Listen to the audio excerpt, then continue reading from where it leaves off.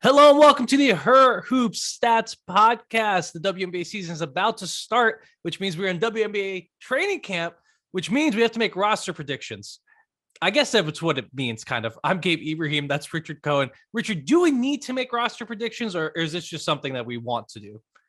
Well, this is one of the things that's fun heading into the season for those of us that like this minutia. But I was thinking the other day that, Kevin Pelton doesn't write articles about who's going to make the 17th spot on the Wizards heading into the regular season in the NBA. So it's something a little bit specific to our league, I think, that we worry about who's going to be on the end of these benches.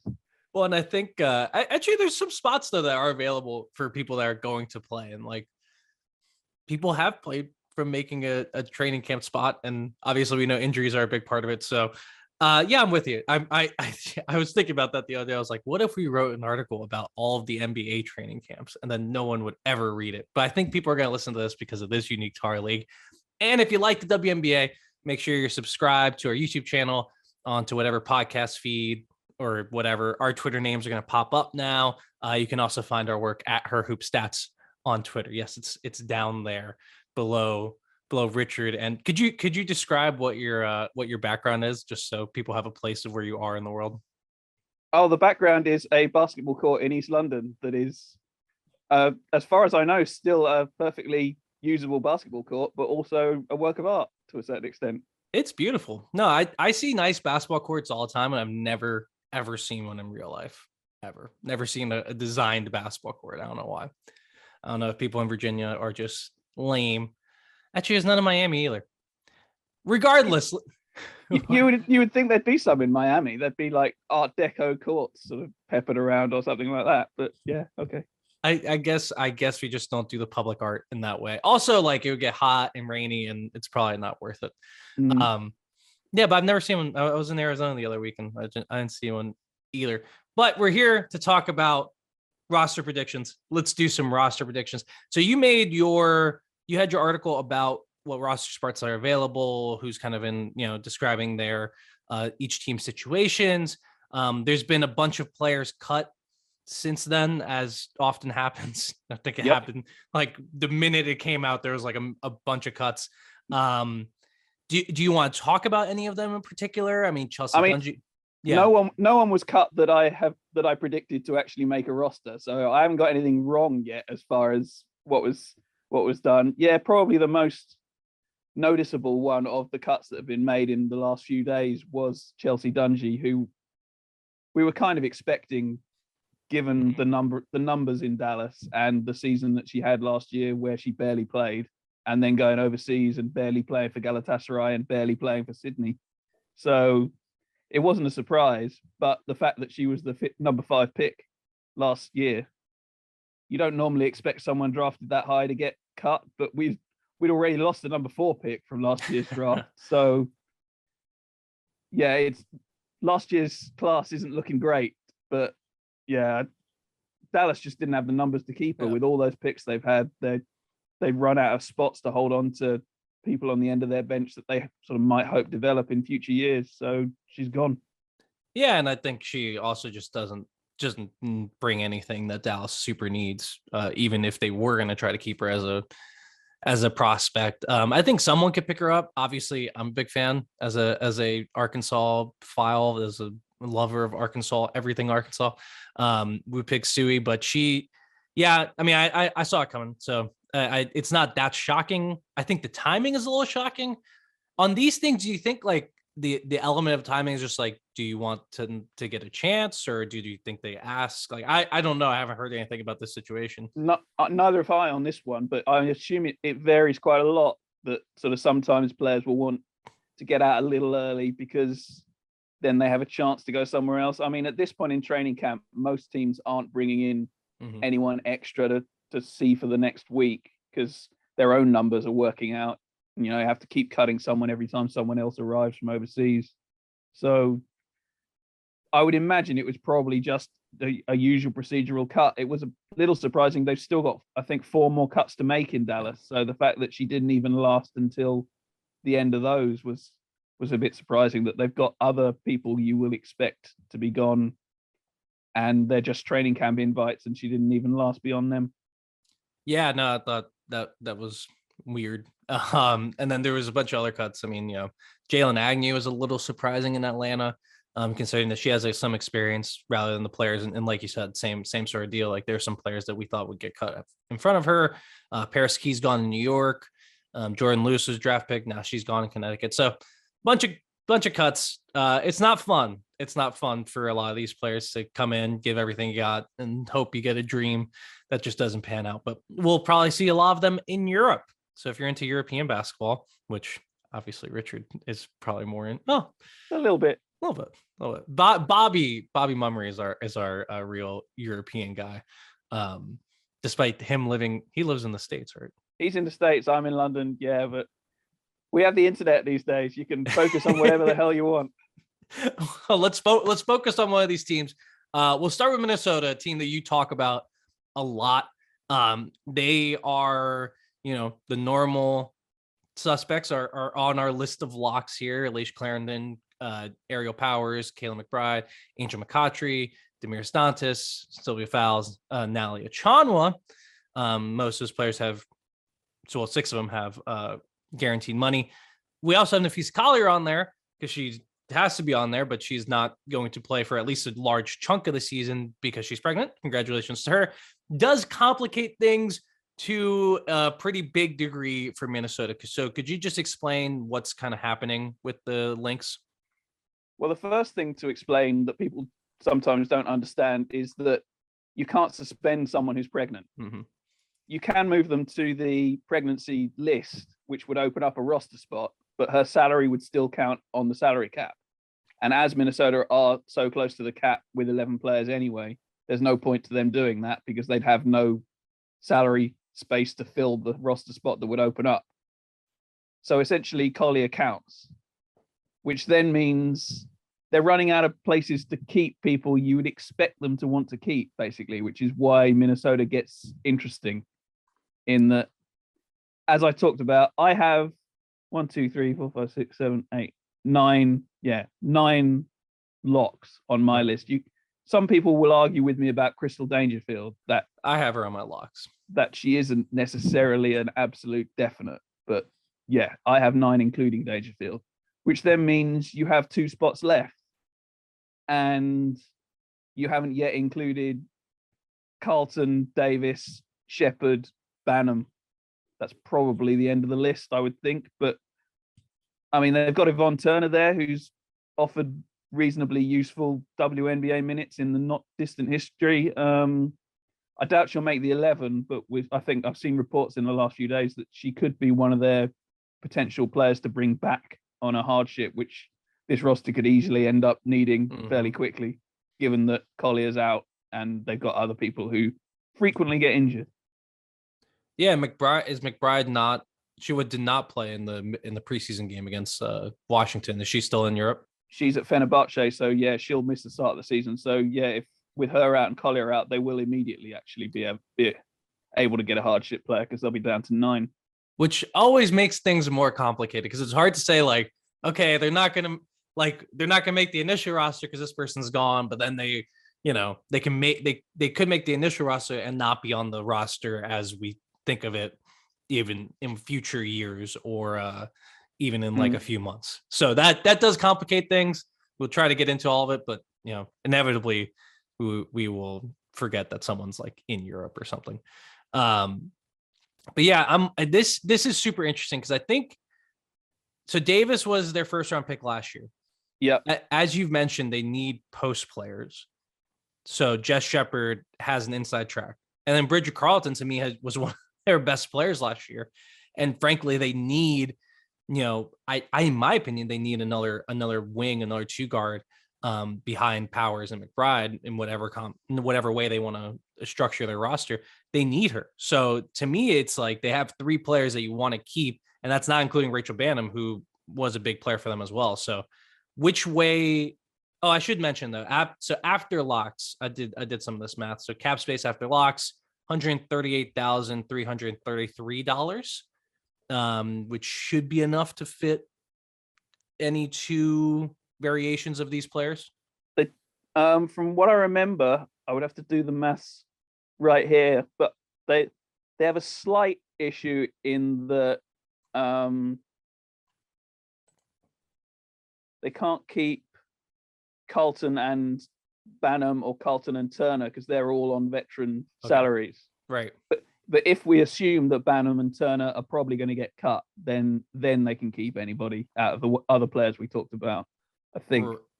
Right, because Jess Shepard's on the rookie. I don't know what we want to call that. The 1 to 3 minimum. Yeah, she's on the base minimum. So as long as she's one of the ones they keep, they can then keep anyone else with that 11th spot. Which also makes her more likely to make the team because absolutely, she costs less. Plus, obviously, this is, as they're making a big deal out of, quite rightly, Sylvia Fowles' last season. So having Jess Shepard on the roster, if she continues to get better, which, I mean, when she's managed to be healthy, she's looked a pretty decent player on the court in her time in the WNBA. But you might want bigs that you're going to have team control over following this season, given you're going to have to fill a big hole once Fowles is gone. Yeah, and I mean, it'd be nice to keep Renaya Davis around because you picked her last year. You would think they like her, yeah. I mean, but you're running out of space. I mean, I imagine that's sort of part of why they're probably talking about Turner coming back, is that if you cut Carlton or Davis, whichever one you let go, other teams are going to be interested in. We always talk about players being picked up off waivers, and it doesn't actually happen very often. But normally players clear waivers and then they might sign as free agents somewhere else, often for a slightly cheaper price. But those are two players who might well end up getting claimed by somebody. I would imagine Carlton will get claimed. I mean, I would imagine if they're going to cut her, there's going to be some trade offers. I mean, I'd give up something for Bridget Carlton. Yeah, I mean, if you decide that's the player that's going to go, then you make the calls around and you get at least a 3rd round pick. I would imagine probably a 2nd round pick for Carlton, maybe for Davis as well. Although obviously no one knows quite what they're getting from Davis at this point as a pro. But lots of teams saw her as a 1st round pick a year ago, so why not try again? Yeah, and the thing about Davis is that she's still a little hurt. Like she still had like her quad taped up really tight. She didn't look like 100%. So I think that's another complicating factor for her, is just like, maybe somewhere else the team is more willing to take on that 1st round pick. But in Minnesota, they need everyone who can play just in case, because Dantas is still injured. Is she going to be? I haven't heard if she's going to be ready yet for. I saw something a little while ago that said 2 to 3 weeks still to recovery, which would probably mean missing the first couple of games, I would think. But, yeah, that sounds like it's sort of still a little up in the air when she's going to be, and who knows when she's going to be 100%. And that could be another opportunity here to get another hardship exception. So how many hardship exceptions can you have? Enough to get to 10? Yeah, as many as you like to get up to 10 mobile playable bodies. Yeah. So they're going to need at least one pretty much immediately, and then they might need to, considering Dantas' injury. So yeah, there's opportunity here for some of these players that are on the list. I mean, Kayla Jones actually looked pretty good against Washington, their first preseason game the other day. Chloe Bibby's around, so there's opportunity here for those hardships. It's just, I think you're right. It's very interesting as to what they're going to do, because they're just in a tough spot. I feel like if it wasn't Sylvia Fowles' last year, there'd be a much bigger movement towards youth. Good youth, because they still want to compete, but more of a focus on keeping around Carlton and Davis and Shepard. But now it's just, you got to get the best. You have to get warm bodies who can stay on the floor the whole time, which may work against Jess Shepard, who has had injuries. I mean, it also partly depends on what they see as the position of some of these players. If they think Davis can play the 4, then that makes her a slightly different prospect from just being a wing. But I don't watch a lot of college basketball, so I have very, very little firsthand evidence of what kind of player Davis is. So whether she's capable of that, I don't really have any idea. She seems a bit skinny to play a 4. It's just like you need a 4 who can also, like, you need more of a 4-5 than a 3-4 at this point, I think, because you have 3, you have a bunch of 3s. You don't have pretty much any 4s. I mean, Dantas is a 4, but like you mentioned, she's injured and she trends more towards 4-5. Yeah, and I mean, Angel McCoughtry's played some 4 in her career as well. Sure. But again, I mean, Cheryl Reeve never liked playing Maya Moore at the 4 back in the day. So whether she's going to like the idea of McCoughtry or Davis as a 4, I'm not convinced. So, which would mean you pretty much have to keep Shepherd unless you're bringing in another post from somewhere else outside. Yeah, no, I agree. Let's make our predictions here. So I got Jess Shepherd and Bridget Carlton making it. I think I mentioned that. That'll leave them with about $5,721 in cap space left over for the rest of the year. I don't know necessarily what they could do with that, but it'll be there. If I was picking, I agree with you. Okay. I kind of think having held on to Davis this long, they might keep her and let Carlton go. But yeah, it's a toss up for that last spot between Carlton and Davis for me. I mean, I think they're going to get something for Carlton then. They did this last year too. They traded McCall for a 3rd round pick right before the end of training camp to Washington, something like that. Didn't Washington sign her as a free agent? But yeah, I would have to look that up. I'm gonna look it up because I'm pretty sure. Thanks to our friend Curtis and I clicked on the wrong name. Our friend Curtis and across the timeline, because it makes it very easy to look up specific players. Yeah, she got traded for the 28th pick in this year's draft, and that turned out to be. Oh, okay. It was Minnesota that signed us to that contract. Hannah Jevrin. I think that's how you pronounce her name. That was the 3rd round pick that the Mystics traded for Erica McCall, who was cut. She was waived a couple days. Oh, yesterday. She was waived yesterday. But yeah, so I think there's a chance that happens again because teams have 3rd and 2nd round picks. So I think Carlton could start a bidding war. Maybe that's what is best for Minnesota, but I don't know. I really think they need her, and she was really awesome for them. So I'd be sad to see her go unless she ends up somewhere else. And I think there's a few landing spots. So being a seller right now is maybe a little bit better than it has been in previous years. It depends what you're trying to sell. There aren't all that many teams with cap space. So as long as it's a player like Carlton who's on the minimum, then you're fine. If you're trying to sell anyone with a salary any more than that, then it gets complicated and difficult. Well, we'll talk a little bit more about this when we get to the Mystics, but I think Carlton in the Washington make a lot of sense, but I just don't know. I think they have their 2nd round pick from next year. I'm pretty sure. I'm not sure they're willing to give it up. We'll see. All right, you want to move on to another team? Yeah. Anything else in Minnesota? No, I'm good. All right, let's talk about the defending champs. Second on my list, I do think they're interesting. We have 9 locks for Chicago. That would be the obvious ones: Courtney Vandersloot, Allie Quigley, Clea Copper, Azari Stevens, Candace Parker. They're your starters. Then we have Julie Alleman and Emma Miesemann as your other locks. So there's 9. So that means we have 2 spots because this team's going to go with 11 here. But it's a weird 2 spots. It's wonky, right? Because I have them as $446 short of being able to afford a vet minimum and a rookie minimum. Or a base minimum. I mean, unless you're looking at a different document from me, mine was actually published with 7 locks because I didn't include Evans and Hebert. But I agree with you. Oh, wait. No, I have 7 locks too. What am I saying? Oh, I don't have Evans or Hebert on the full list because I guess I don't know where I put them. My bad. But yes, we have 7 locks.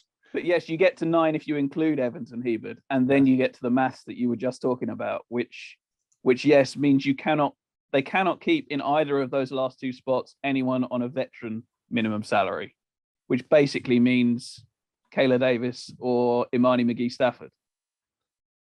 Yeah. And then we have Kaiser Gonzalez is here. And I'm assuming she's going to make it just by virtue of having a smaller contract than the other players on her line. Oh, I think that's one that was pretty open going into the camp. They need somebody on the wing, but I mean, Rebecca Gardner's actually had a really good season in Europe as well. Obviously, hasn't played in the WNBA, but was at a good club, a winning team in Spain. The problem is she's still in Spain because her team keeps winning. So it's hard to make a team when you haven't been on a WNBA roster and you haven't been in camp. So yeah, at that point, it then gets to Gondrzic or a load of people who I have never seen play basketball. I have no idea what Lexi Held, Lindsay Pulliam, or Sparkle Taylor can offer, or Emmanuel Tahane. These are all just names on a screen to me, to be perfectly honest. Sparkle Taylor can offer an amazing name. Lindsay Pulliam, she was good at Northwestern. I saw her at a combine in the Final Four. She is fine. I would be surprised if she made the roster. I'd probably want to have. I mean, Kathleen Doyle's around. I don't know if that floats anyone's boat. Yeah, I mean, assuming you're keeping Evans, I would imagine, because she's kind of mostly a point guard. So yeah, I would imagine she would need to be out Evans to make the roster, and that's probably not likely given Evans is situated there. Yeah, and I think Evans also needs to be there because, well, she's played with this team before, and Julie Alamon is still in Europe. And because she's playing in France, is going to be there for a while yet, unless her team gets knocked out of the playoffs early, which is unlikely because, again, she's on a good team. What you want is for your Americans to be on a team where they have no help whatsoever in Europe, so that they get knocked out early on, even if they're in a country where the playoffs are still going on. Yeah, no, you want them on bad teams as much as possible. Also, you get to send those stats out to people. Do you know anything about Mally? I know she's having a great season in Australia. She won the MVP in the Australian League, although she won it partly piling up stats with sort of volume rather than efficiency. The problem is one of her sort of key main attributes is rebounding, but she piled up those numbers in a small league. Mm-hmm. So she's kind of one of those sort of 6'1" 3-4 type players. So you wonder whether once you step up a level, whether you can still do the same things that you were doing in the WNBL in Australia. So she might have a shot to make it, but what she can contribute in the WNBA, who knows at this point. But again, she's been there since the start of camp, as far as I know, which has to help on a team like this that's been waiting for a lot of players, which is why the list is so long in Chicago. Because you get to have 15 players in camp, but you can have as many signed as you like if they're not actually going to be there. So yeah, they've been waiting on Krajnik. Last I heard, they still didn't know whether Lee Yuru was ever going to show up this season. Kayla Davis, I think, just arrived. Right. But yeah, so that throws this whole thing into even more of a mess. Well, in that math that we were mentioning, like, it just makes it really tough because Kayla Davis would be a vet minimum, right? She's had her years of service here. So it just makes it tough for McGee Stafford or Davis to make it, because then, we're getting into a little bit of space where you're going to have to cut someone to maybe like more.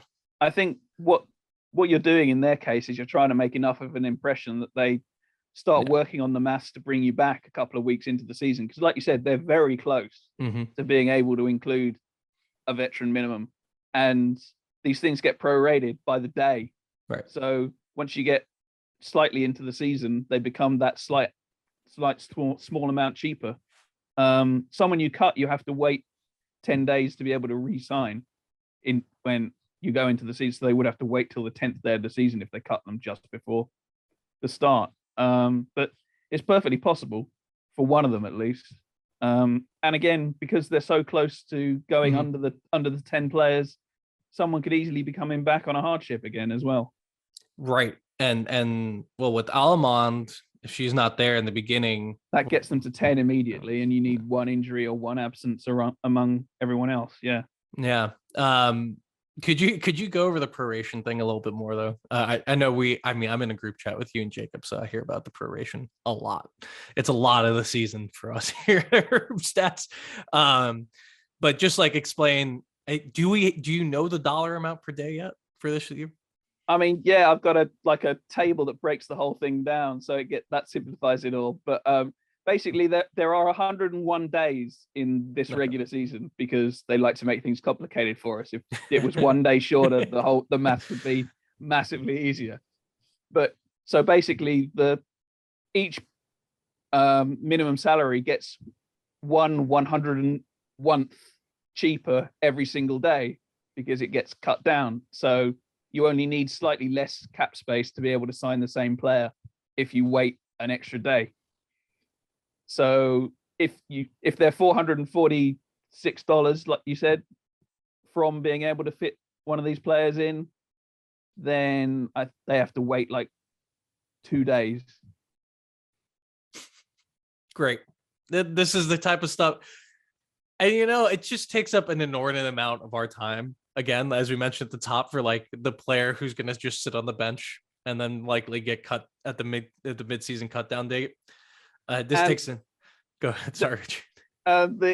It's just that the league isn't remotely consistent on whether you lean one day or the next. It depends what time of day sometimes a player actually gets cut, whether that day counts or not in the adding up of the numbers.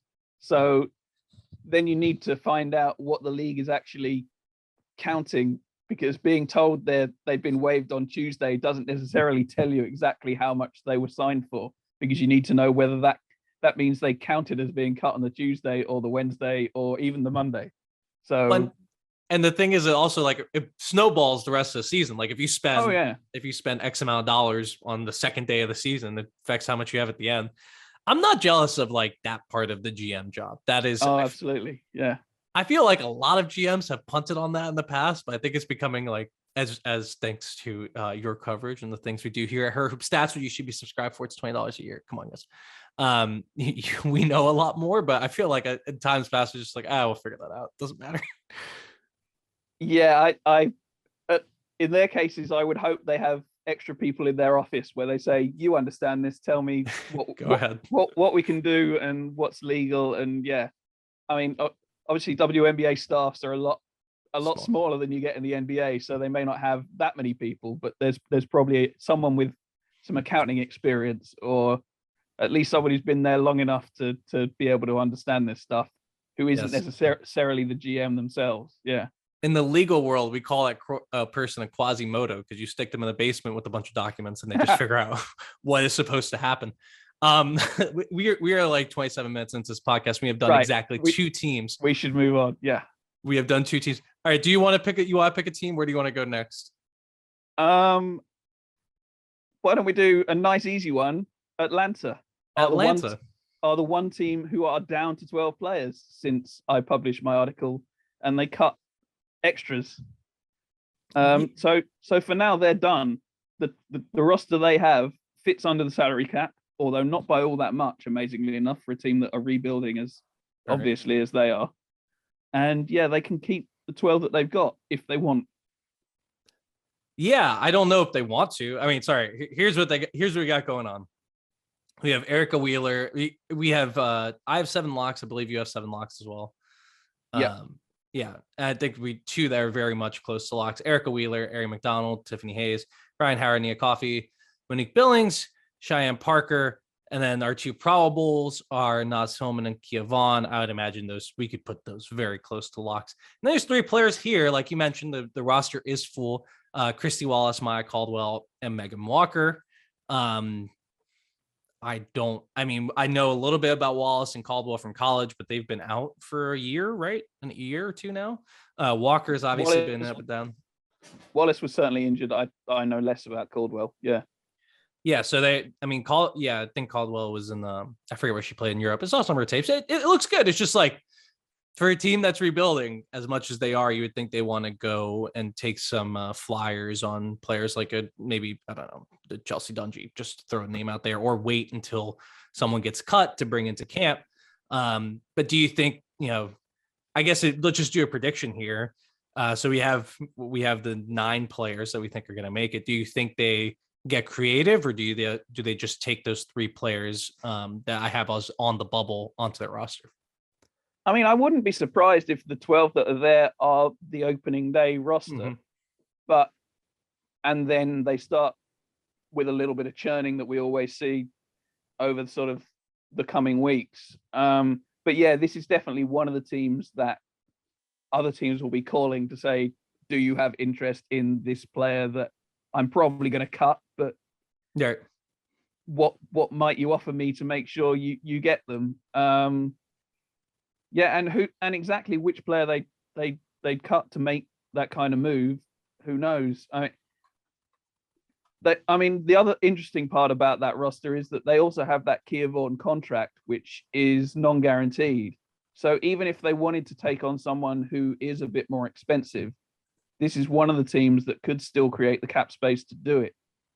They could even go down to 11 players if they needed to, which would mean sort of cutting Vaughan and someone else would get them an extra like 180K in cap space. And they could take on a bigger deal if they wanted. Yeah, they also traded for Vaughn, the thing with Vaughn is they traded a 3rd round pick. Yeah, but it's a 3rd round pick in this league. They ultimately traded pretty much nothing, but yeah. Well, I know, but it's still an asset that you don't want to. If you didn't think she was going to be a part of the thing, you would probably not spend that 3rd round pick because you could have spent it now on something else. Yeah, I mean, yeah, I'm just saying that if a better opportunity came along that happened to cost money, they're one of the few teams in the league that can create that space without making massive, awkward changes. Well, speaking of one of those teams, we got to keep it moving here. Yeah. Speaking of one of those teams that may have an asset to trade, let's talk about Dallas. Another it's kind of quick and easy, but a little bit more interesting. So Dallas, we have 11 locks. I believe I'm saying what you had correctly. I think I had 10. Oh, right. Yeah, I had 10. Yeah. We differ on Ty Harris. I think Ty Harris is on there because one, they picked up that 4th-year option, as we've mentioned. That has gotten a lot of play on this podcast, the 4th-year options for Ty Harris and Bella Allery, who's sitting out this year. But Ty Harris has guaranteed money next year. When I talked to Greg Bibb a couple weeks ago on the podcast, I was mentioning all the guards, and he was very quick to add Ty Harris to the list. So I'm pretty sure we can safely say that she's a lock. He's the one who took up the option. So, yeah, he probably thinks so, yeah. Well, one would think that they're not going to cut someone after picking up guarantee money for next year. But that gives me 11 locks with Ty Harris, Veronica Burton, Arike Gumboale, Marina Mabry, Alicia Gray, Kayla Thornton, Satu Sabli, Isabel Harrison, Tara McCowan, Charlie Collier, who we kind of did a quick discussion about her, and Awa Kuyer, with one probable in Mariah Jefferson. So all those players fit. The thing is, they have more. Their problems are roster spots rather than cap space. And with Mariah Jefferson's contract expiring this year, despite the guaranteed money that she has, they could move on from her and keep someone like a Jasmine Dickey or go out on the market and find someone else. Yes, they have just enough cap space that if they wanted to, they could cut Jefferson, even just swallowing that entire $180,200 without a buyout, and they would still just about have enough to keep 12 players anyway, even having to pay that out. Right. It's just it's a matter of opportunity here. Like I mentioned, like Jasmine Dickey's there. I like Jasmine Dickey a lot from Delaware. I just don't think they really need her. And I would rather not spend all that money on someone that's not going to play for us this year. Yeah, I mean, it comes down to Vicky Johnson to a certain extent, because Jefferson did still get a fair amount of playing time last season, even when, you could have turned it over to Harris and given her 25 to 30 minutes a game, made her your lead guard going forward, especially as you've probably should have done. You've got Mabry and you've got a Gumboale who do a lot of the ball handling anyway. So you've kind of got other players who play the point guard role beyond those. I kind of agree that you don't really need her. That they might also, there's a decent chance she'd accept the buyout, because I kind of think somebody out there would happily pay her the veteran minimum to be their backup. It's just no one wants that 180,000. They'll take her for 72. Well, they could trade her. They would have to probably attach an asset, and I'm not sure it's even worth it at that point. There's so few teams around the league that could fit that salary under the cap, so it's unlikely.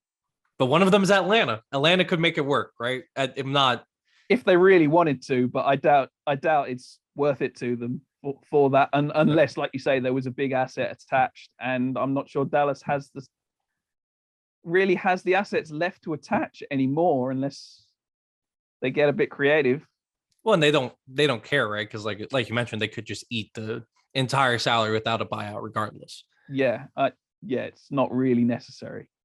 But yeah, I'd honestly be surprised if she just doesn't make the team. Like, what's the point of not having her around unless you really, really, really like Jasmine Dickey or Destiny Walker or Unique Thompson? That don't, I know Jasmine Dickey. I don't know the rest of them. So yeah, I mean, it depends exactly how much those players have shown in camp. If you think one of those training camp players is really, really worth it, then maybe you start thinking about getting rid of Jefferson. Or is there anyone on that list of players we were calling a lock that you might be willing to move on from?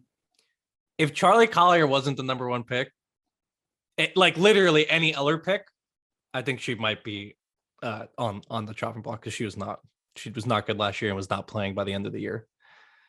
Yep. But I was saying last year I wouldn't have taken her number one in the first place. So yeah, I don't disagree.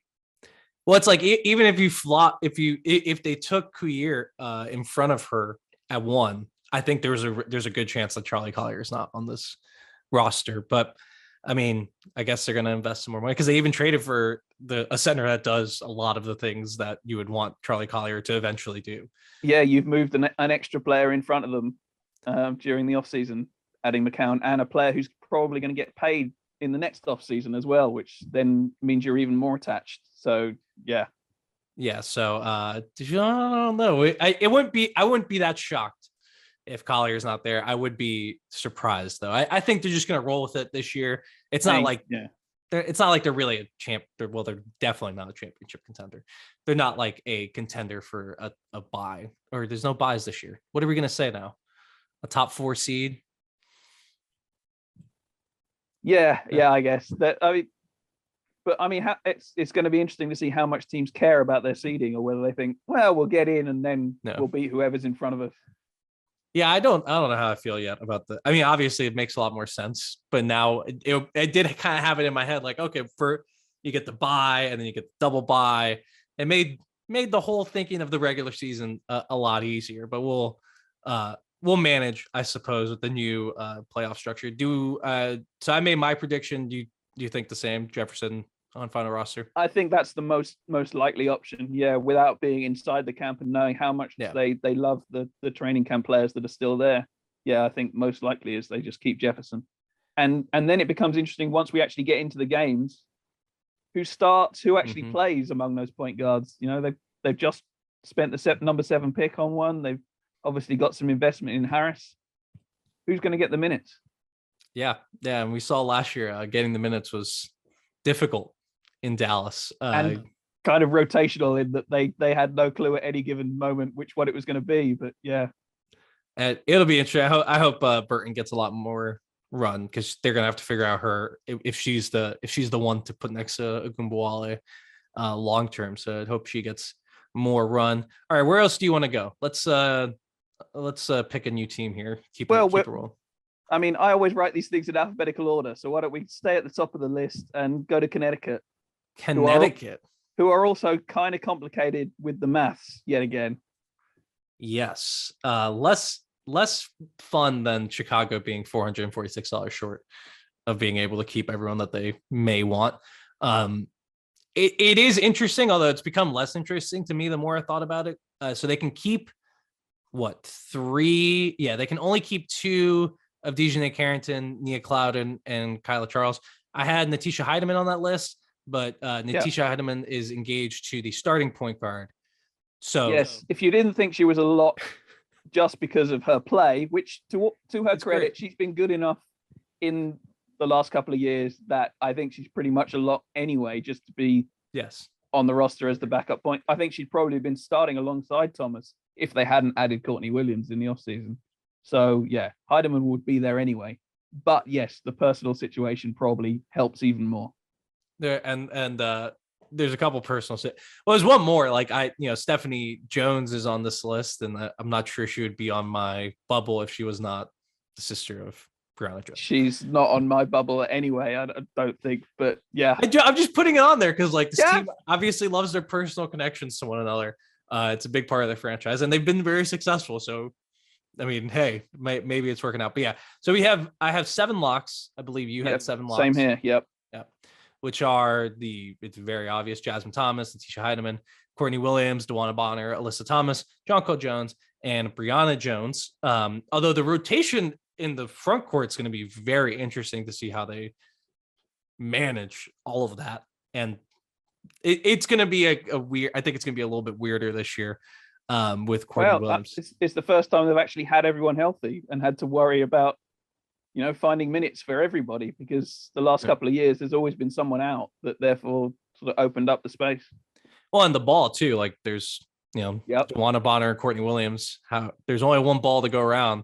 I think both of them want it. I think Jasmine Thomas is better off the ball. Les Thomas obviously needs the ball, but she's like higher on the totem pole, in my opinion. Obviously in the playoffs last year, the totem pole was a little messed up. So it's going to be very interesting in that regard. So let's see how that plays out. But for the training camp, I'll just make my prediction. I think Carrington, Cloud, and Montpremier make it along with Jones, just because that's the easiest way to make it fit. Jones is probably going to have to battle that with Joyner Holmes. And the reason I don't have Kyla Charles is because she has her 4th-year option coming up. So, you're probably not going to pick up the 4th-year option because of that guaranteed money next year. She's a little bit more expensive than everyone else. And I think they've invested in another guard there. So that'd be my prediction there. Yeah, I agree with you that taking Clouden in the first round rather than trading down, which would have helped the cash situation, because if you go number 13, you're a meaningful amount less than you are at number 12 because you're a second rounder. Shows how much they actually like Clouden. So I tend to agree that she sticks. Then it's one of Carrington and Charles, and I'm not sure. They both had their moments for the Sun and both looked terrible at other moments. So, well, can they keep both of them with everyone else? No, that's what we just said, that it has to be 2 of. No, I'm sorry. Could they keep one? Could they keep Charles instead of Carrington? Sure. Okay, but not alongside Carrington, assuming you're keeping Clouden. Right. Yes. Okay. So either of them work. Yeah.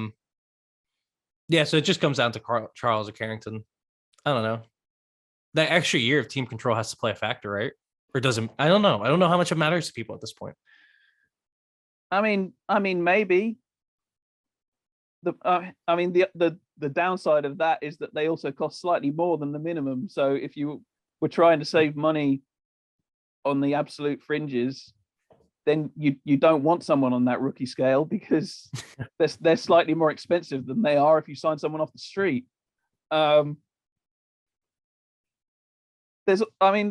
If she shows up sometime soon, I think she got knocked out in Europe, so she should be in Connecticut shortly.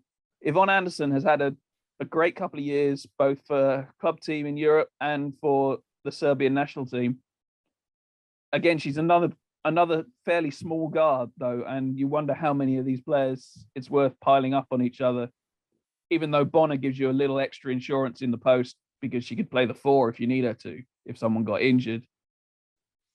Yeah, you wonder how many perimeter players they're going to hold on to. Anderson has the benefit of, even though she's an experienced player, and I think she's over 30 at this point, she still counts for the cheaper salary because she hasn't been in the WNBA. She hasn't got the years of service. Yeah. I'm with you. I just don't think I'm not sure there's a guard spot available here with the Carrington Charles situation and Clouden. I think they're going to keep Clouden. They really need a 4. It just, we're going to go Jordan Holmes. We've seen that kind of go out. So I don't know. I don't know where it's going to come from, because it could get someone off the street too, I guess. Yeah. I just think there's at least a small chance that the 4 posts they keep, the 4 proper ones, are Thomas, Jones, and Montpremier. And then you got Clouden and either Carrington or Charles. Carrington in your list, and then you got one spot left. And I wouldn't be totally surprised if that went to someone like Anderson rather than a fifth post, given that you've got Bonner who can slide over if you need her to. Yeah, I wonder how much Bonner wants to do it. I think one of the reasons she's there is to specifically not play the post. I don't know. It's a weird situation. I think it works out for them. Because it does. It's the only one that could really, one of the only teams that could really come back to bite them in the ass if Charles turns out to be really good somewhere else, which there's a small possibility that happens. Because she was good there, or Carrington, whichever one they decide to keep. Yeah, and as you talked about with Carlton, this is one of the places where a player is going to be of interest to other teams when they get cut. Whichever of Carrington, Charles, Clouden goes, someone else is probably at least going to take a look at. So who you got? Make a prediction. I'll take Yvonne Anderson. Why the hell not? Sure. They're going to go. Yeah, they're going to go perimeter and take their chances inside. Wait. So all right. So you got Charles or Carrington? Charles. I'll take Charles. I'll go against your picks just to be different. Okay, just to be different. So you got Charles and then Anderson. Charles, Anderson, Clouden, and Montpremier as the four to go with my locks. Yeah. It's crazy. Because I did have Natisha Hyman as a non-lock, but obviously personal situations play a factor. And like you said, I don't want to make it want to make it clear. She's on the team because her play has been awesome. I think she'd beat out those two regardless, but makes it a lot easier when there's that in the play. All right, let's go over to Los Angeles. How quickly can we do Los Angeles? How many locks have you got? I got 10. I got 10. Canada, Tolliver, Carter, Sykes, Katie Samuelson, Ray Burrell, the Aguma K's, both of them, Cam Beige and Amanda Zowie B. And then so we have like 7 players on the bubble, in my opinion. 1, 2, 3, 4. Yeah, I guess you could argue it's 7. Yeah, sure. Yeah, it's probably not that many. I mean, also, so we have Taya Cooper, Lexi Brown, Aurela Griantis, Kiana Smith, Jasmine Walker, Lauren Cox, Olivia Nelson-Andoda, and there's Amy Atwell, Lexi Gordon, Chantal Horvat, players that I don't think are going to be around. Shouts to Lexi Gordon, though. I thought she was signed with WWE. Someone needs to come on here and explain to me what's happening with WWE. That's my plea to anyone out there. I will be at Hell in a Cell in a couple weeks. I'm very, very excited for it. This is not my area of expertise. So yeah, you know Hell in a Cell. Come on. I used to watch some of this stuff back in the 90s, but yeah, in terms of what's going on with Lexi Gordon and I have no idea. That I don't know either. I think the Cavenders are also signed with WWE. Yeah, that I have heard. Yeah. New Miami Hurricanes could not be more Miami for them to come to the University of Miami. All right. Excuse me, I had a cough there waiting. So here's the issue for Los Angeles, really, and correct me if I'm wrong, is that they can't keep both Lexi Brown, who they just traded for, and Jasmine Walker, who was their first pick last year, right? Like that's the one combination that really doesn't work. Correct. Yeah, they've got if the 10 players we talked about stick, they've got $135,399 in cap space for 2 players, assuming they want to keep 12. You could obviously go down to 11 if they wanted, but the whole point of how much Cam Beige signed for was that they could then still keep 12. So you assume they're going to do it. And yeah, they can't keep the 2 high-end ones, which means Brown and Walker. Right. Which I think, given how high they took Walker in the draft last year and how much they liked her before she got hurt, I think probably works against Brown more than anything. Yeah, I thought like them trading for Brown, and they do need a backup too. I guess they could go with Griantis. I'd probably feel more comfortable with Lexi Brown because they want to win this year, especially with Tolliver, being more up and down health wise. I would say probably I'd rather have Brown than Griantis. I'd rather have the stable player, the more stable player at the 2 spot. But yeah, they also don't have a 4. Kind of. They don't have a backup 4, but they have like a million backup 4s at the same time.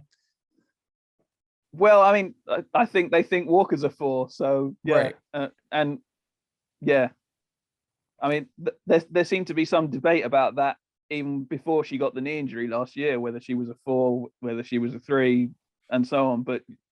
And yeah, then they obviously liked Cox and they brought her in last year.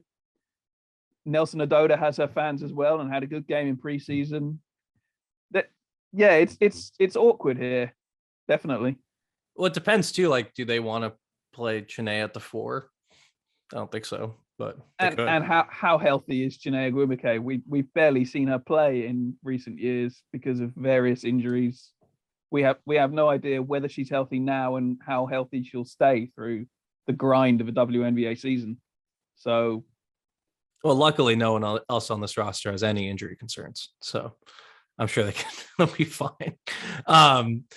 Yeah, I mean, I think they'll rely on Chennai because they kind of have to at this point. I mean, they'll give it a shot. we'll see how it works out. Yeah, but I think so. I think just like they traded for Lexi Brown. I think Lexi Brown probably has her fans on this roster. I think she's going to be a part of it. If not, they probably would have done that.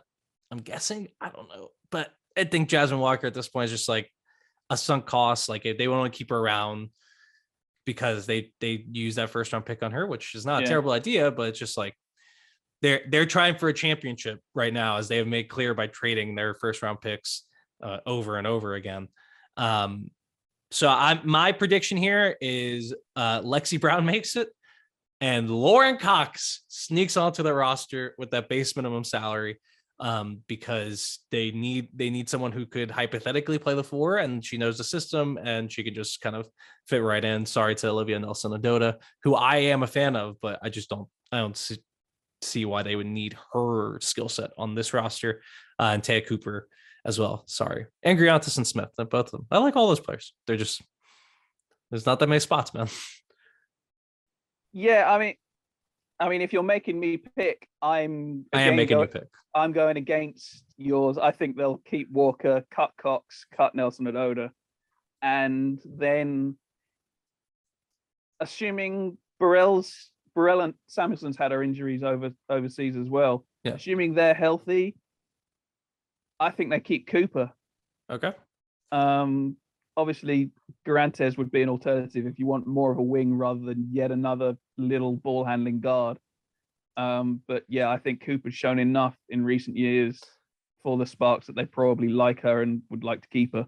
One thing I will mention that is an outside unlikely possibility is that once you get to 14 days after the start of training camp, assuming the player hasn't notified the team that they're going to be late, you can unilaterally suspend a player. Right. If the player does notify you they're going to be late, then you have to wait until 21 days after the start of training camp.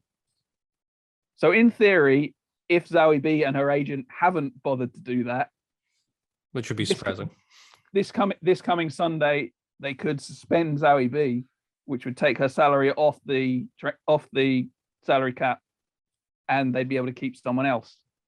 You assume they want her because they're going to need post backup. We said already, Chiney's kind of an injury risk, so she could be their first post off the bench once she arrives. But I just mentioned that as an outside possibility that could change things on this roster. Yeah. Man, we need who is Amanda Zoe B's agent? I actually don't know. Regardless, I'm not gonna look that up now because that's a whole world.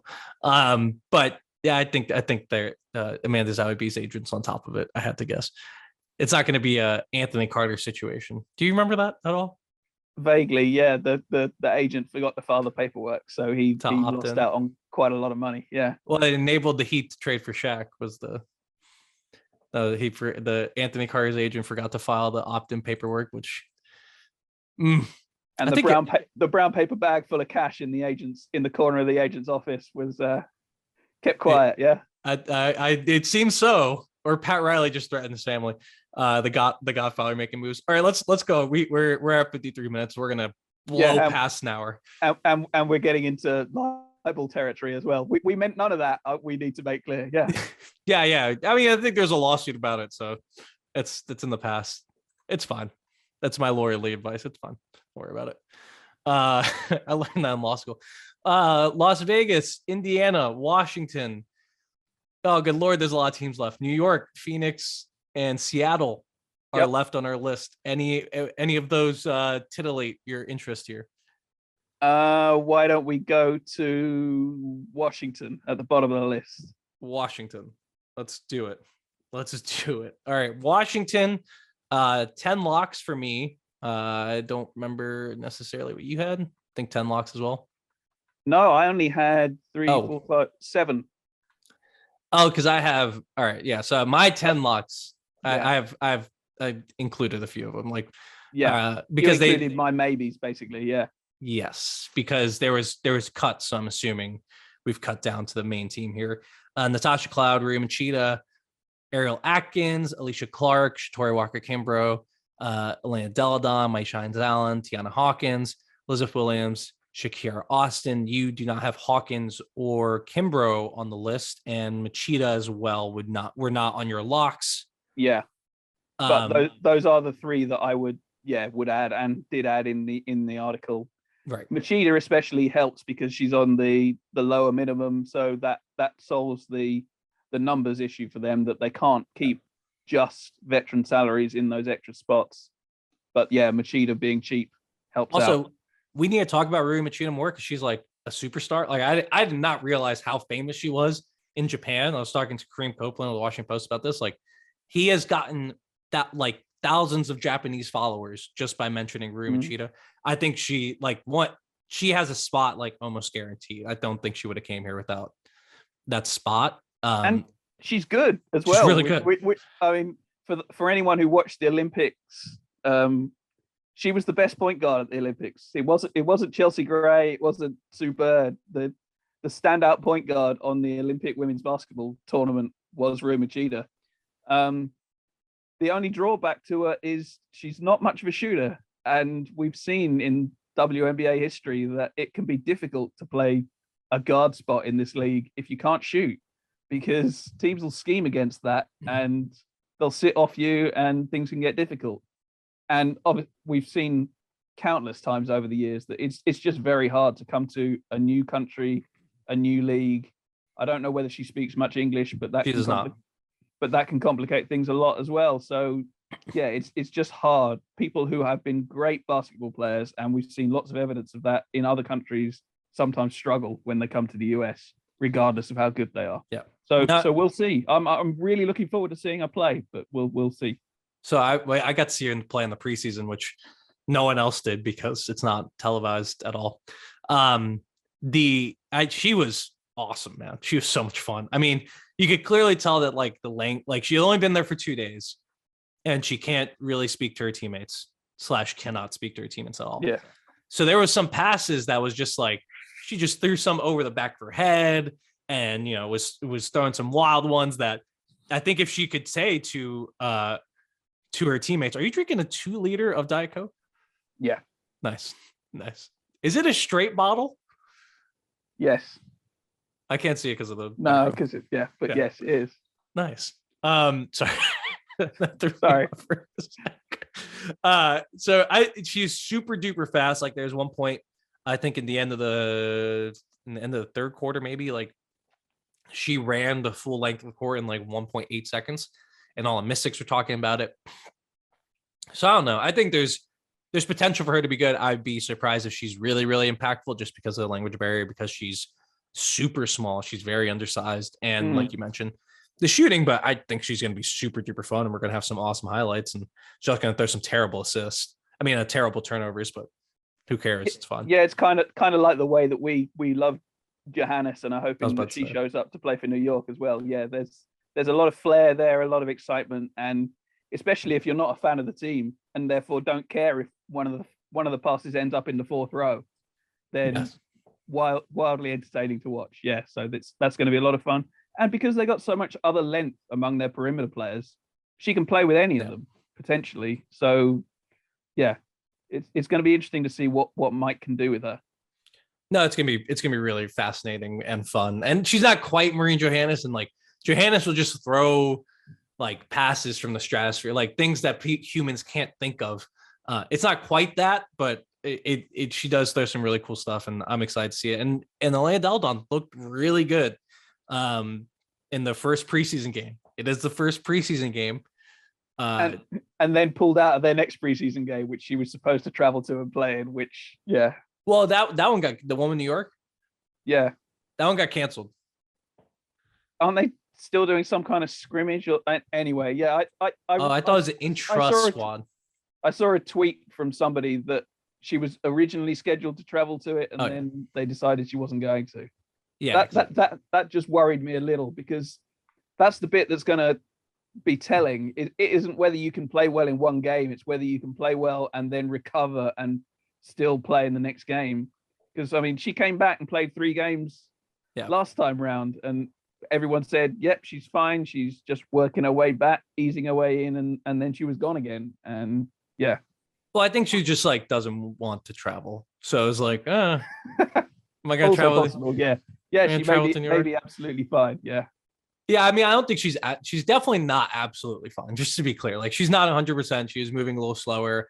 She just wasn't like favoring her back in that way, and she was hitting shots, and she was able to, get to her spots.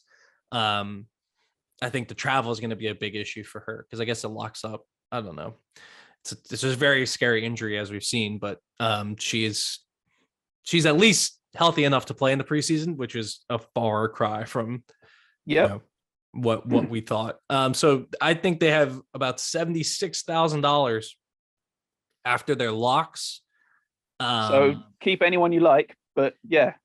Wait, there's Lene Harper and Stephanie Mavunga.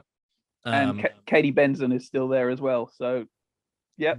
Love Katie Benson. I've mentioned it on this podcast. She's one of my favorite athletes. She's like the only college basketball player that follows me on Twitter. That being said, I don't think she can make this team. Come on the podcast though, Katie. We'd love to hang out with you. She's a broadcaster. Okay. I mean, Lene Harper's shown a little bit in what we've seen as well. I mean, I wouldn't be surprised if she's stuck on the end. Yeah, there's certainly a decent chance that the 11th player, ultimately, as the season wears on, isn't currently on this roster. They may well end up cutting everyone that we currently see as an option for that 11th spot and picking someone else up who is currently on another roster or on a street or currently playing in Hungary or Sweden or God knows where at the minute. So the 11th spot could end up with anybody, or like Rachel Banham or Bridget Carlton. One of those places, like one of those players would be great landing in DC. I think they'll be able to pitch someone like they pitched other players in the past, come and compete for a championship as long as Elena Delle Donne's healthy. Yeah, and I mean, along with Delle Donne, Alicia Clark is very much still recovering from her injury as well. So an extra wing like a Carlton would certainly fit. Yeah, they may end up with a hardship because Elizabeth Williams, I'm not sure she's back yet. She's on the same team as Kayla McBride. So yeah.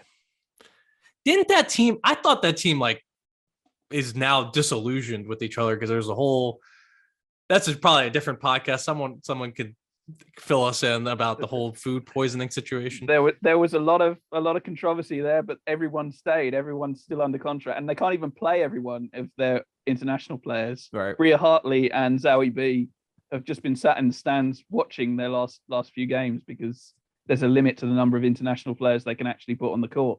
So they're there in case someone else gets injured or they lose a game and decide to rotate around and see what else happens. International basketball for WNBA players, folks. It's a confusing world. Let's hope that one day we don't have to worry about it as much. Let's see. Let's go to Las Vegas. We're gonna move on to Vegas because I think there's a spot here that is interesting. So I have 8 locks. I had 8 as well. Yep. Yeah. 8 locks here. We have Chelsea Gray, Kelsey Plum, Raquana Williams, Jackie Young, Kirsten Bell, Dearica Hamby, Maya Hollingshed, Asia Wilson, who I have as a center because there's not another center in our locks. I just had a list of non-locks at center, but yeah, I'm sure she'll play some 5 this season.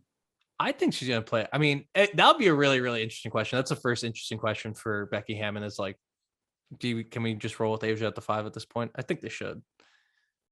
I mean, it probably depends to a certain extent how Asia feels about it. If she says, I want someone else alongside me who's a big lunk who's going to defend other fives so that I don't have to, then it makes it a lot more complicated for the coach. Well, enter Kia Stokes on her contract that was worth $115,000. And he's on the same team as Elizabeth Williams and Kayla McBride, currently in Turkey. Yeah. So she's not there. And Teresa Plaisance is also not in camp, right? She's I don't know. I have to admit to not being sure on that one. Here and I mean, I don't think if they're looking for someone to bang down low with the other bigs in this league, I'm not sure. I mean, she's got the size, but that's not exactly her main skill if you were looking for someone to do that. I'm trying to see. She's arriving late to camp. I just don't know if she's already arrived late to camp. Whatever. Yeah, I was not. She had to be in that role last year for Washington, and it did not go well for a large chunk of the time where she played without Tina Charles. So I'd be a little bit concerned. She can shoot, like you said. She got size. She's just a little. I think the injuries have played a big part. She's a lovely person, and I'd love to have her in my locker room. I'm just not sure how much I want to count on her to be a center in that way. I'd rather probably count on Kia Stokes. I don't know much about Nancy Mulkey. She's on this roster. It's never a good sign when someone sort of gets brought into camp late and it kind of feels like they were an afterthought to make up the numbers. Yeah. And Mulkey did get sort of signed after everybody else. So yeah, I mean, again, this is another team where you wouldn't be surprised if they picked up another big somewhere else later on along the line. But yeah, my guesses would be that Stokes and Plaisance both make it, but we'll see. They're going to need somebody to play inside because it's not just going to be Wilson. And apart from her, their other posts are Hamby and Hollingshead. Yeah. And if you think Kirsten Bell can play any four in the pros as well, so very limited playing the four, I'd say. Yeah, so they're going to need people to fill the paint, at least defensively, even though you're not going to need them to score all that much. Yeah, so if Plaisance is healthy, she's probably in. And that's a vet minimum. So I think that probably knocks out my girl Asia Shepherd. Yeah, it does. Alas. Because that'd be 12. Yeah. Because they have to go. Do they have to go with 11? No, they could fit 12 if they had another. They could fit 12, but it's another one where the maths gets a little bit complicated if you want to fit 12 in. Yeah, because with they're about $2,000 short, about $3,000 short of being able to fit all the draft picks and Plaisance or Colson, Sydney Colson, who we should mention is here. They just don't need as much guard help, I would say, at least for point guard help. I mean, and they took Pointer right at the start of the second round, so and ahead, well ahead in the end in the draft of Destiny Henderson. Right. So maybe they like her enough that she's going to stick as well, even though you wonder how much playing time is going to be left, assuming sort of Gray, Plum, Williams, Young, Bell are all healthy to play on the perimeter. But yeah, she might stick there she's obviously got ties to their GM as well with all the LSU ties that are now in this squad. So pretty sure she's Nikki Fargas's niece. Yeah, something like that. Yeah, that's great. be a good point guard and then also be related and or engaged to someone. It's a great thing. I think Pointer has a shot, like you mentioned. But yeah, I don't know how much they want to keep someone. I have her actually here listed as one of the players to keep. I'd probably want to keep Asia Shepherd a little bit more just to get a little bit someone who can shoot on the wing, along with Raquana Williams, right? I don't know a lot about Shepherd, but they drafted her a lot lower down, didn't they? She was a draft pick this year, I think. Yeah. She was way lower than Pointer. Yeah, they took her 23rd. So yeah, just by virtue of that, it's generally much easier. GMs never want to cut the players that they drafted reasonably high because that makes them look stupid. So you would just purely by that expect Pointer to have a more of a chance to stick rather than Shepherd. It would be unusual to cut the number 13 pick and keep the number 23. Right. And they could kind of play 3D chess here though, and also keep the rookies and then have a Can you have a hardship though if you're choosing to not have 12 players? Yes. Although the what you have to pay them changes, but yes. Okay. What would you have to play? What changes with how you have to pay them? If you've got the if you've got the cap space that you could be paying someone the salary, then you have to pay them the full amount rather than the I think it's 75% that you have to pay a hardship player. But yeah, it's getting very much in the minutiae there.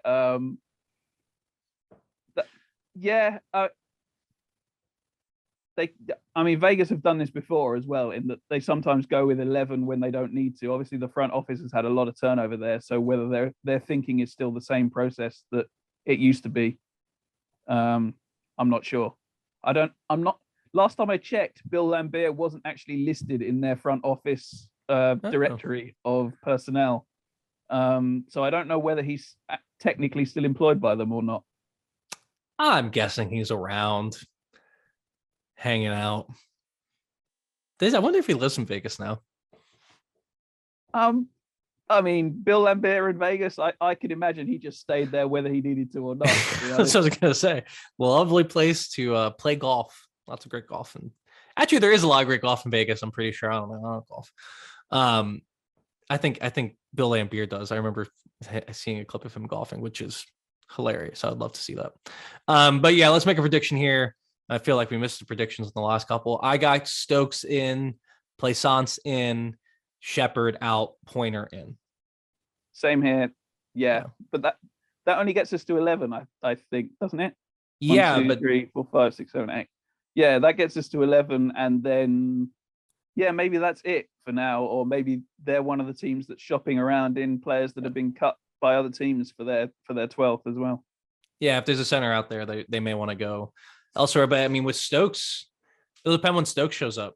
It'll depend when Stokes shows up, because I'm not sure. But they have $60,000 left over for that 12th spot, which should be just enough for a base minimum, correct? As long as it's 60,000, at least 60,471. Yeah. Nope, it is 60,415. I love it. I love it. So they're they can't keep a base minimum there at 11 to start the year. Obviously, as we mentioned in other spots, like they could sign that player the day after the start of the season. Yes, rather than before. Oh man, I love it. All right, let's move on. Let's keep it moving here. I'm just gonna go down the list to save time. Let's go to Indiana. This team, I'll tell you who's on it, and I don't mean any disrespect to these players. This is a bad team. BAD, not BADD. Bad team. We have 8 locks: Bria Hartley, Danielle Robinson, Kelsey Mitchell, Lexi Hall, Tiffany Mitchell, Emily Angsler, Melissa Smith, and I have Quinn Egbo as a lock because they used a number to pick on her. I'm assuming. I only had 7, but then in the text I did pretty much say Egbo would probably be in. Yeah. Egbo, I think Egbo's in. They also don't have another center at the moment. That's another good reason. Yeah, she might well start at the 5. Never mind make the roster. Indiana, congratulations. You are finally so close to your goal of being really, really bad this particular season. It was a long, winding road to get here, but I think we're at the precipice. You're supposed to be bad on purpose. When you're trying to go young, you're supposed to be really bad by design rather than just really bad because you can't be any better. So, yeah, why not? And I'm not, and these players are good. I think these players are good. There's potentially 5 rookies here. Destiny Henderson being the 5th of rookies I think are going to make it. I think Henderson makes it. But it's gonna be a bad team. The other players on the bubble here: Victoria Vivians, Lindsay Allen, Jasmine Jones, who they picked up on for waiver claim, Amisha Williams Holiday, who was a draft pick, and Alana Smith, who was on Phoenix last year. And Jamie Nared and Erin Whalen are still there as well. Yeah, sorry, I hadn't gone to that line in my vision, but yes, those 2 are still there. So we have they can go with 12. So we got how many spots? We got like 3. We got if we count Henderson, which I do, we have 3 spots here. I have no clue where to go with this, to be honest. I really have no idea where they're gonna go, because I mean, you could go young with Amisha Williams Holiday and play 6 rookies. Um, I mean, she's another player who I've seen has her fans, but I've never seen play, so I have no idea. I have seen Elena Coates play, and she's basically never been good in the WNBA. She's put up numbers overseas, but I would happily cut her for a rookie if you think the rookie has any chance of either being good now or being good in a couple of years. If that's possible. Obviously, they've had a look in camp. Even Alana Smith has had her moments. You know, she never got much play under Brondello in Phoenix, but she was decent overseas. She's produced at times for the Opals as well. So, you know, I'm looking at the post players here, because you have to have somebody to play inside for this team as well. Alyssa Smith can't play 40 minutes at both post spots. Who says that? Where are the rules? Show me the rules that say they can't do that. You have to make up 80 somehow. So maybe Exler plays some 4, but they have to put some posts on this roster. Yeah, they need someone. And Williams Holiday is a post. Smith, like you mentioned, is a post. I think Smith. It's just very damning when you didn't get any playing time under the coach who probably knows you the best out of any coach in the WNBA. Oh, that was horrible. I mean, she'd been sat on the bench not playing the whole season for Phoenix, and then had to go to the Olympics and play under the same damn coach who had clearly shown absolutely no faith in her being any good at all. And she was immediately higher up the rotation as well, because Australia had fewer players to put in front of her. But yeah, that had to be tough. No, I'm guessing it's tough. I mean, she has a chance though. She's in camp. I think Jazz Jones actually probably has a decent chance too, just because they made that waiver claim. I would keep Jones. I liked Jones in New York, especially if you let her play off the ball and off guard rather than asking her to play the point like New York were a lot. And this team has plenty of other players who can play the point. So yeah, why not give her a chance as Kelsey Mitchell's backup, basically? Or well, I guess Lexi Hall's kind of the Kelsey Mitchell backup. I don't know. Yeah, I mean, yeah, how this rotation is going to work out is still wildly up in the air. But yeah. Let's move on. We don't need to make a prediction here. My prediction is this team is going to be bad by design. These players are going to get the young players are going to get so many minutes. And this team is desperately hoping that in 12 months, we're talking about how good they might be with Aaliyah Boston at the 5. Yes. And I think that's the exact way they should go.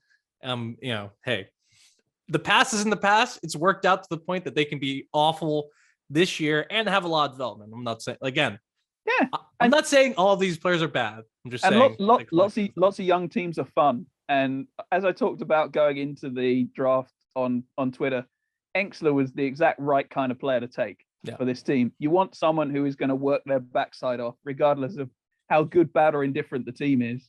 Just work hard, make the fans enjoy watching you play, and if you lose a lot, count it as lottery balls. Oh yeah, and if Jazz Jones is on this team, they're definitely going to fight. Just I think Exler and Smith are not players, and Egbo too are not players that take a lot of. Yeah, this is not a team that's going to back down from anybody, even if they're losing week after week. Yeah. But how much better is this? I know the first thing I said when we talked about Indiana is this team's going to be BAD bad, but it's so much more exciting now than it was last offseason, at the very least. It finally looks like bad with a plan rather than just bad because we can't be any better. And this is how bad we ended up being. Bad on purpose. Yeah. All right, we got Seattle, Phoenix, and New York. Where do you want to go? New York. Why not? New York. New York is weird with the Marine Johanna situation kind of wandering in our background here. But for now, I got 9 locks. How many locks did you have? I had 7. 7. So who do I include? Oh, yeah, Jocelyn Willoughby and who else do I have here? Oh, DD Richards are my 2 changes there. So I have Richards and Willoughby along with Anescu, Whitcomb, Laney, Allen, Onyenwere, Natasha Howard, and Stephanie Dolson. So those are my 9. I think Willoughby's very safe, considering what Sandy Brondella has said about her, that she's very impressed. Yeah, she looks healthy, and like I think they really, really liked her when she was drafted. So I think she's going to be there. And then Didi is like their one backup guard at the moment. So I think Didi is probably gonna be there. Yeah, I mean, they cut Paris Key recently, Right. so they're down to needing one cut before opening day, and yeah, exactly who that's going to be. We don't really know what Asia Dur, or AD as we're now referring to her, how healthy they are. Yeah. After so long out, and with what can be an illness that sort of saps your energy and makes it hard to breathe. Who knows how easy it is to play basketball to any kind of good level. It would seem sort of harsh, but if they're not able to produce, then that becomes your cut. Otherwise, one of the posts, I guess, probably goes. Kylie Shook would likely, if you make me guess right now, I think Shook is probably the one who goes. She's been missing from summer camp as well with a personal issue, which won't have helped. They went out and sort of seemed to actively get Kubai in the draft, so they obviously like her. They like Shook as well from previous seasons, but the sheen can come off after a couple of years. And then Hanju showing up. We all know she's enormous, but she's thin. She has flaws, but is still a prospect and is still really young. And it's still very popular in China, which is not lost on this franchise. On a team that's owned by a very rich Chinese person. Yeah. Yes. So, yeah, Shook would be my first guess, but there are other people here that I would not be entirely surprised if they were the final cut. Yeah, I think AD has actually a good chance. Like I mentioned, there's not a lot of backup point guard depth, and Marine Johannes is not here. We're not sure if she's coming over. We've heard rumors that they're aiming for her to come over, but we don't know. We don't know if that's going to happen. And like you mentioned, Kylie Shook being out with the personal reasons in training camp, and a training camp she really needed to, perform in, doesn't bode well. I mean, I don't know. I mean, I don't know if she's gonna. I don't know if or when she's showing up. So I think that's probably the cut that makes the most sense, like you mentioned. Yeah, I mean, there's been some small talk about could they move on Yenwere if they like everybody else, then she's the one who might have trade value as if you wanted to, if you decided that like Laney and Allen and Willoughby are all ahead of her in the rotation. Then even after winning Rookie of the Year last season, maybe, but I would be surprised, as you said. And to what you said about the backup guards, I think Whitcomb's the backup point guard for now. But yeah, we'll see how they work that out.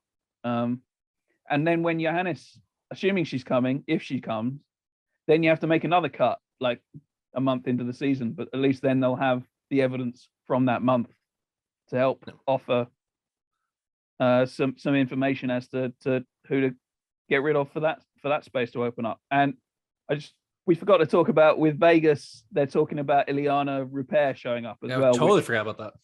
Which would be another post for them to fill that spot. But again, she's playing in France, as is Johannes, so they probably won't arrive until the start of June at the earliest. Right. It's a bad. So I think with New York, you have to worry about the guard injury situation. All of them have had injuries. So I think you need one at the beginning just to keep someone, just in case, even if Johannes is coming, and he can, maneuver however you want. And hopefully someone shows you something that makes the decision easy.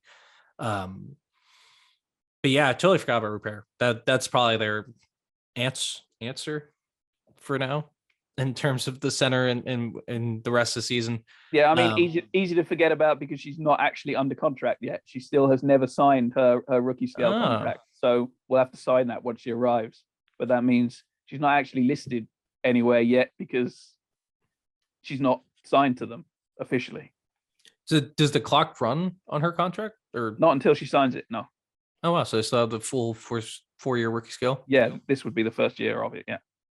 I did not realize that. That is very good. Okay, that makes a little bit more sense now. Hopefully she comes over. I don't know. It's tough to. Who knows what's going to be happening in June? We said the same thing last year about a number of players. I'm not sure most of them panned out or showed up. Mm. We said the same thing about Repair last year. She did not. Probably, yeah. I'm pretty sure we did. So your prediction: Hanju, Kubai, AD. Yeah, with Shook as the final cut. Yeah, would be my guess, but there are other options. All right, we have to move on though. Seattle or Phoenix? Phoenix. While I'm here, they're on my screen. Okay, Phoenix. Phoenix is obviously tough to talk about. We really are sending our best wishes and hopes to Brittany Griner, hoping that there's a resolution coming soon. She can come home.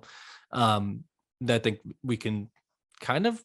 I don't know. I literally cannot figure out Phoenix. I've not spent that much time trying to figure it out because there's just too many balls up in the air. I don't know if they're going to get salary cap relief for Brittany Griner's situation. It would seem to be something that should give rise to salary cap relief in some way without affecting her salary because she's like a political prisoner. WNBA, I think this is something that would make sense, but I don't know. Yeah, I mean, in my article, because there's no other information any other way, I just assumed that she's going to be on the roster at her salary. Yeah, it wouldn't surprise me if the league said, yeah, have the roster spot, have the space, keep paying her anyway. But yeah, we haven't heard anything either from sources or publicly.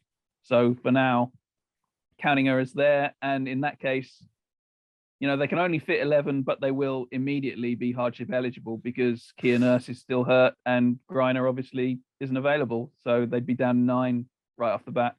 Right. And so with those two, we have 9 locks. So we have Skylar Diggins-Smith, Shea Petty, Diana Taurasi, Diamond Shields, Sophie Cunningham, Tina Charles, Breonna Turner.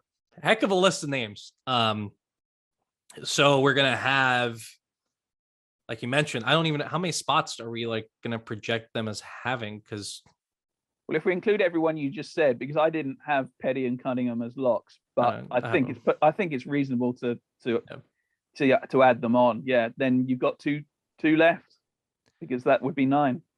Yeah, but all right, 2 left, and then because then you'll get up to 11. Okay.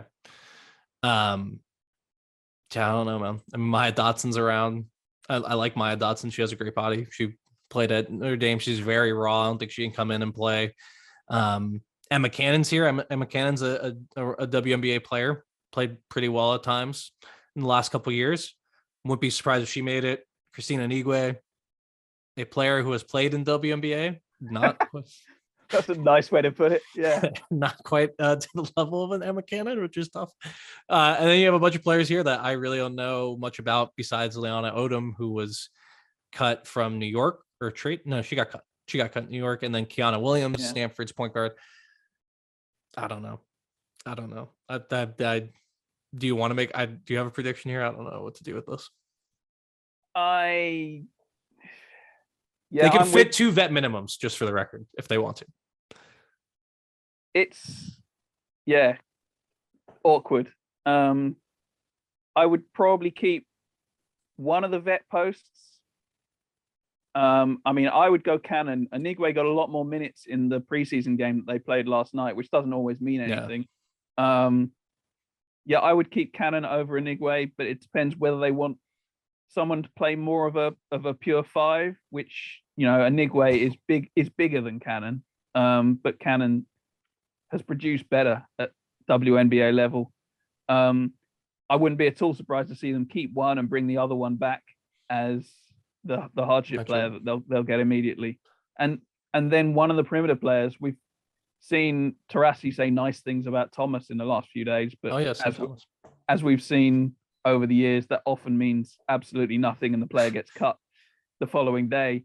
I think Odom would probably be my favorite there to stick of the perimeter players. I mean, she's even got the length to play some small ball 4 if you absolutely needed her to, but not that you would want to particularly. But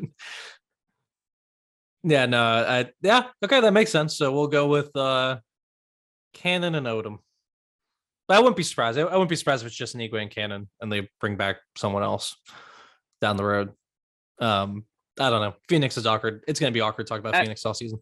and I mean, obviously, if the league takes Griner's salary off the list entirely, then they would then be able to keep 12 because Griner's on the max salary. So that would open up multiple extra spots. What they do then, if Griner got released and was available to play later on in the season, I have no idea. But obviously, if that happens, then everyone will be happy about it. Yeah, and we'll worry about that at a later date. Yeah, I agree. I think if she comes back, it doesn't matter. We'll figure that out when that happens. Absolutely. We'll everyone. Yeah, we'll throw a party and worry about the salary cap later. No, and the issue is like there is going to be at least one GM somewhere that gets upset about the situation. I just don't know if they have enough. Like, do they have the stones to say something about it? Certainly not publicly. There is no way in hell no one's complaining in the press or anything. But yeah, to the league quietly on No, someone's going to complain. Someone's going to complain. But I think it'd be the right thing to do. Hopefully, we'll see. It'll be awkward to talk about Phoenix probably for the entire year. Let's move on to Seattle, our last team here as we cross the hour and 30-minute mark.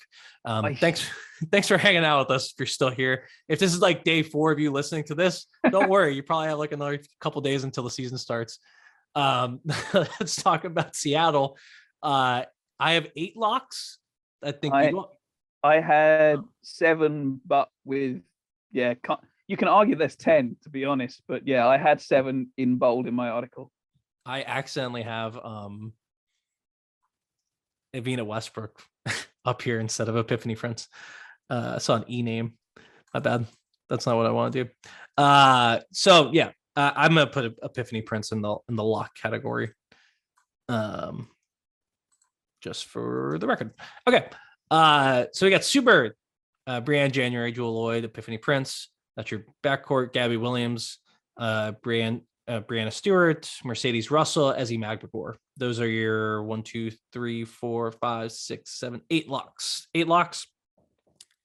Then we had two more players I put on the probable line with Stephanie Talbot and Jontel Lavender. As you mentioned in your article, I thought that was a good point that Lavender gave up money to leave Indiana. Yeah. And typically players don't do that unless they have a pretty good idea there's going to be a job. And this team could use her, especially if Mercedes Russell suffering a non-basketball injury. Yeah, Seattle have told us very little about Russell's injury, so we both don't know what it is and don't know how long she's going to be out. So whether they're going to need to keep extra post cover because you just got to 10, so whether that 11th spot is going to go to a post specifically because they need extra cover with Russell missing, who knows? I mean, yeah, it makes it more likely that they'd go with a big rather than another perimeter player. Now, could they keep 12? Well, to keep 12, they would have to go with like way. The main way you would get to 12 with this roster would be cutting Epiphany Prince's right unprotected salary. They don't seem to even be considering that as an option based on what Noelle Quinn was saying in the press. So that does not look likely, which means, it's 11. Well, and she was super important for them last year. So also, especially with January's still in, where does she play? France? She was in Hungary, so she's finished. So she should be there soon if she isn't there already. Nice. Yeah. She was on the same team as Gabby Williams. Right. So what were you going to say? Sorry, I interrupted you. No, it's just that they've basically got one spot left if we count Talbot and Lavender as in. So it's possible that Evina Westbrook could, if she's shown enough in camp and in the preseason games, could make it as an extra perimeter player. But other options would be Herbert Harrigan or Burke, or Alyssa Canaan, who they drafted.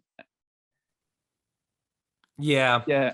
Who went first in that? Did Westbrook go before Cunane in that second round? No, they took Cunane. They took Cunane first? Yeah. It's interesting. Because I think they would want a 3. So Burke just didn't play at all last year. And Herbert Harrigan, obviously, they traded for, and then she was pregnant. So I would probably go Herbert Harrigan, but I think of her as more of a 4, and they kind of need more of a backup 3 in my opinion. A 3-4 rather than a straight 4, but I don't know where they see Harrigan. I mean, and I've been saying for years that Kennedy Burke needs to play more 4 rather than constantly being a wing as well. So, yeah.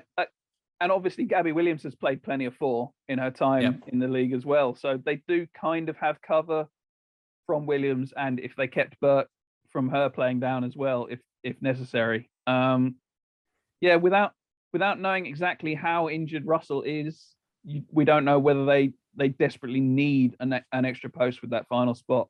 I think my guess is they keep Burke, even though she's still overseas, and therefore, her only way of sort of impressing in camp is the others haven't been good enough to knock her spot out, basically.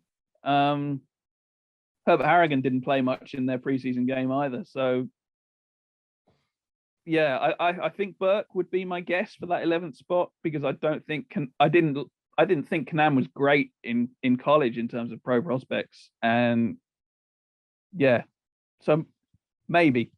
I think it'll depend on the Russell injury, like you mentioned. Yeah, it looks pretty open for that final spot. Well, we also have to mention, if we mentioned the personal connections before, Avina Westbrook did go to UConn. I'm not sure if you guys know this, but Sue Bird and Brianna Stewart also went to UConn along with Gabby Williams. So plenty. Yeah, this is true.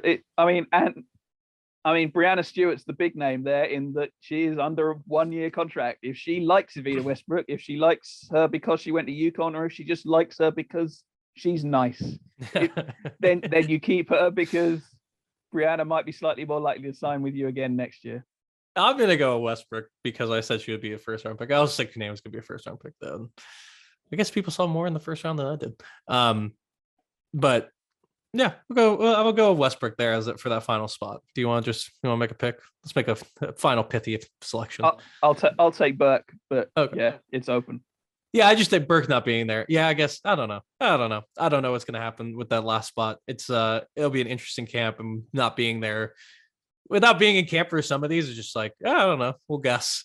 I do also think that, as we said with, I think, Washington, there's a good chance that this 11th spot eventually goes to someone who isn't on this roster at all. And it's someone who's currently on a different team or in Europe or wherever. Yeah. Yeah, no, I hope we'll see. I mean, Marie Johannes could get moved at some point, but maybe. Yeah. Maybe we'll talk about that when that comes up. We're going to be here all season long. I guarantee you that. Well, I don't guarantee you. I promise nothing. But we will try to keep these podcasts under an hour and a half in the future. Maybe. I don't know. This was fun. We got to talk about all 12 teams and go over their roster situations. And we have like a week now to wait, right? When's the cut down date? Right before the start of the season. So Thursday, May 5th. Thursday, May 5th. The season starts on Friday. So there will be no recapping who actually made the rosters until the season starts, because we just don't have time like that, people. So keep it locked right here on the Herb Stats Podcast Network. I'll be back next week with Courtside, and we'll be bringing you a ton of WNBA coverage for the rest of the season. Oof. It's gonna now. I gotta get some stuff in. Like, I gotta do some fun stuff before the season starts. Because I'll just be watching basketball.